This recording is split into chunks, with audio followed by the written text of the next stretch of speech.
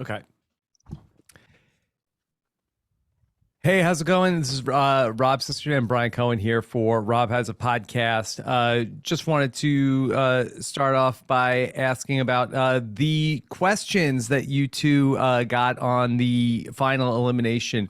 Did you feel like that one set of questions was easier than the other set? I wouldn't say that. I feel like it was it was pretty even. Like it was just the most random things that I feel like nobody knew. I mean, we were pretty sure about a couple of our questions, but Madonna got us, so it's all good. Yes. I was surprised that it seemed like no one was helping from the crowd. Typically in this type of challenge, you would see people yelling out answers, especially when you're getting wrong. Oh, you were not allowed to help out. God, that makes sense. Because I was wondering why it was so quiet. Everyone in the crowd wasn't saying anything. Mm-hmm. Makes sense. It seemed like in the episode that there wasn't any talk with Kayla from what she was saying in the episode. Was that true from your perspective? So that actually, the tricky part about filming a show like this is that the confessionals, so all those confessionals that we watched were after the elimination. So Kayla, a strategic player, is going to have reasonings to do regardless of whatever decision that she wanted to go, that we end up going with. In that scenario, there wasn't shown as many conversations because she was super loyal too. So she was loyal to Leo. And so she wanted Leo to have his best chance of winning. Nobody looked at Kira and myself as being Leo's best chance of winning. So that wasn't like necessarily the number one choice. But, with Dom locked in on us, we were going in. That was just kind of inevitable from the second that they won. So, you got to see her articulate the rationale behind it that made sense as she would for any answer because she's so smart. Mm-hmm. Kylan, we saw in your pitch to Dom, you were stressing you wanted him to not, focus on the revenge and maybe use the opportunity to like build bonds. Do you think now looking back when you and Alyssa threw in Xavier, do you wish you try to work on building the bond with him rather than going after him as maybe a form of revenge? No, I'd say that in that scenario, for me, there was no element of revenge. You'll notice that I never mentioned revenge in any of the episodes because that was never part of my rationale.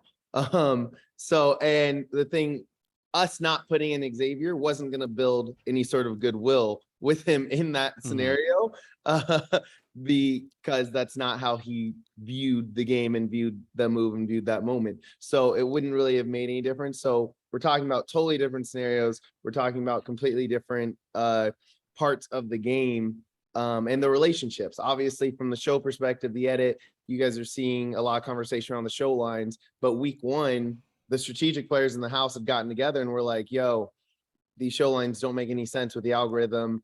We're all here to play our own games now. So let's build those lines. And there are these other alliances separate from show lines that were formed. And as far as like myself being out, like that's just what happens in an alliance. Maybe not all of your alliance makes it to the end, but if a majority of them do, then you were probably working with the right team. And, we'll see. Only time will tell if I was working with the right team. Kira, I know you weren't feeling well last week, and that was a big part of the episode from last week when you were partnered with Tyson. Were you feeling back up to speed when you were in this week's competition? Yeah, I mean, I was definitely feeling better, but I was, in the hospital and they didn't even show that, but I was literally in the hospital the day before that challenge. So I was just super, super sick. And I think like anyone knows when you have a super bad stomach bug and you're just like holding nothing down, it takes you a minute to come back. But I was feeling very strong and I felt very sure that we were going to do great, having a partner like Kylan and going into that elimination. It looked pretty physical. So I was like, all right, we're good, but then they threw in trivia and I was just like, damn, but I was feeling better for sure. Yeah. And Kira, it seemed like no one from Love Island really was able to get like a strong foothold in the game. It seemed like it was mostly run by Survivor, Big Brother, and then even some Amazing Race. Was there anything you were doing behind the scenes to really try to further your game and like Love Island as a whole?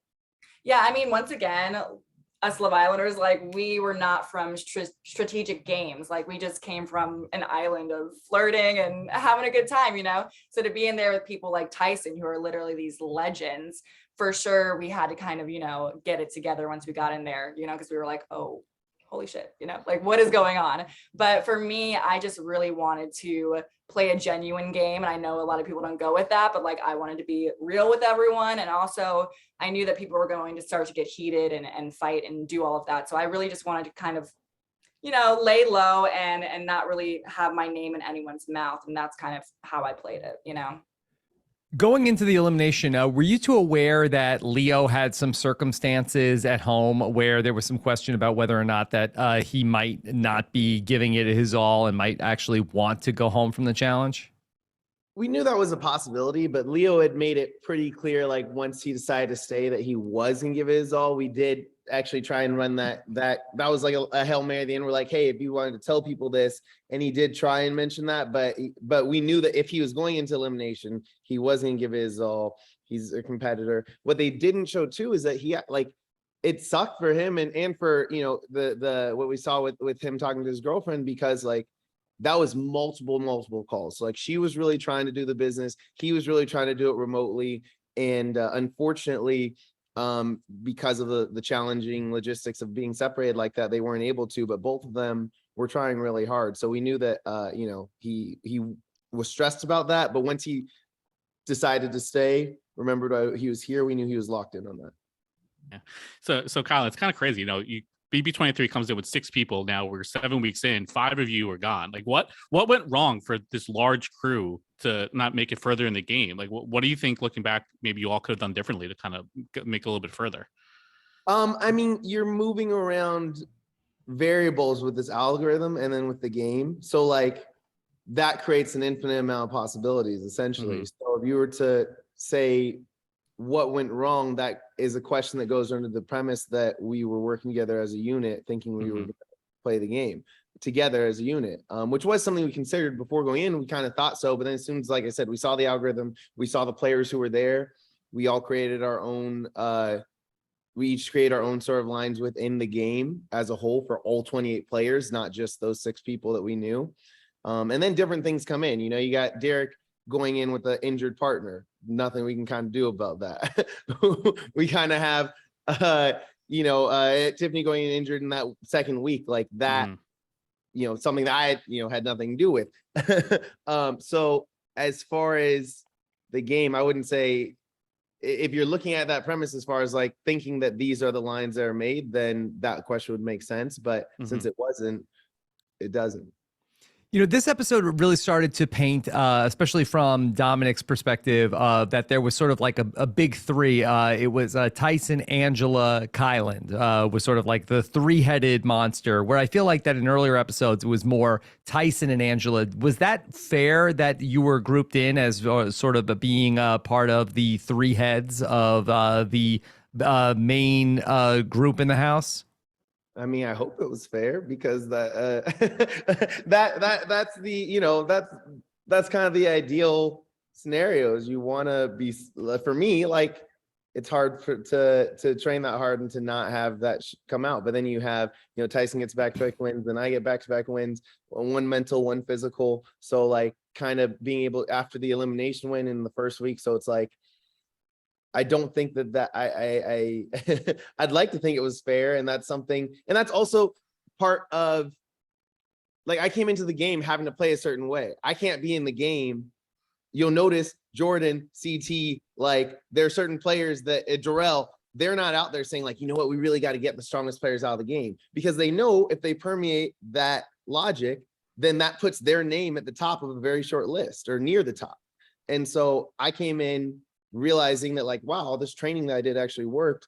And now I can't be here preaching, let's get out the strongest players in the house, because that, for a lot of, I think, reasons that the performance kind of validated, would have included my name there. So and we just did form a really tight bond really early too. Like that bond actually started in like the first week, and it just kept growing from there. Okay. I know you both have to run and have a lot of other interviews to get to, but it was very nice to get to catch up, and all the best outside of the challenge. Okay. Yeah. Thank you both. All right. Thanks.